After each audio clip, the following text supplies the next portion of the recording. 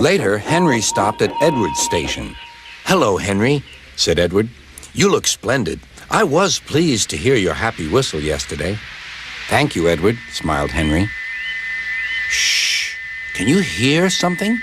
"It sounds like Gordon," said Edward, "and it ought to be Gordon. But Gordon never whistled like that." It was Gordon. He came rushing down the hill at a tremendous rate. He didn't look at Henry, and he didn't look at Edward.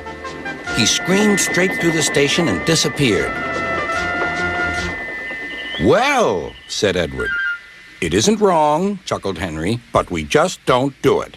And he told Edward what Gordon had said.